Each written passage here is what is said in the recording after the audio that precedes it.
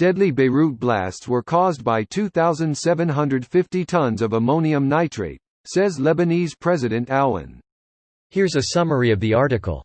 Two huge explosions in Beirut's port on Tuesday damaged a ship deployed with a United Nations peacekeeping force and injured some of its personnel, the UNIFIL force said in a statement. As a result of a huge explosion that rocked Beirut port this evening, one of the UNIFIL ships of the Maritime Task Force docked in the port was damaged, leaving some UNIFIL naval peacekeepers injured, some of them seriously, it said. This post received a score of 11,000, with an upvote ratio of 98%. Here are the top comments in response to this article. That figure definitely explains the power of the blast. Christ man. I don't understand why they had this quantity all in one spot. You may have made a lot of mistakes in your life, but you've never left 2,750 tons of explosives in one spot for 6 years before.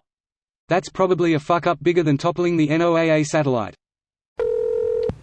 Whoever thought that storing ammonium nitrate in the same area as explosives confiscated years ago is a lunatic. Edit. General Security Chief Abbas Ibrahim said confiscated explosive materials had been stored at the city's port. The explosion in Tianjin was from 800 tons of ammonium nitrate that was set off by improperly stored nitrocellulose.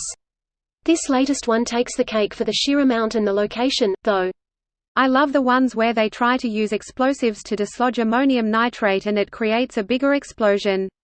Talk about being hoist by your own petard. Most of those, or at least the one in Opau, were caused by a mixture of ammonium nitrate and ammonium sulfate that tests had shown was explosion-resistant.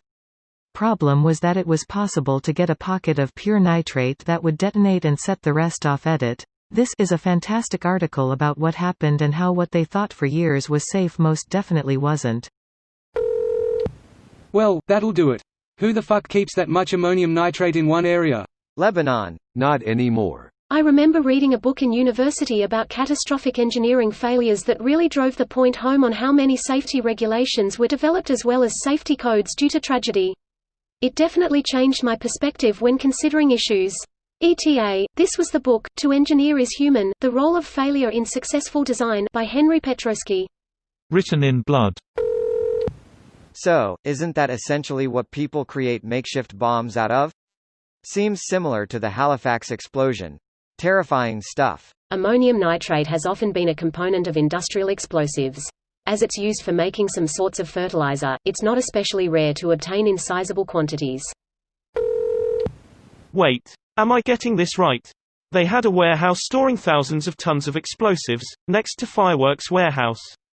This sounds like a cartoon. Welcome to Lebanon.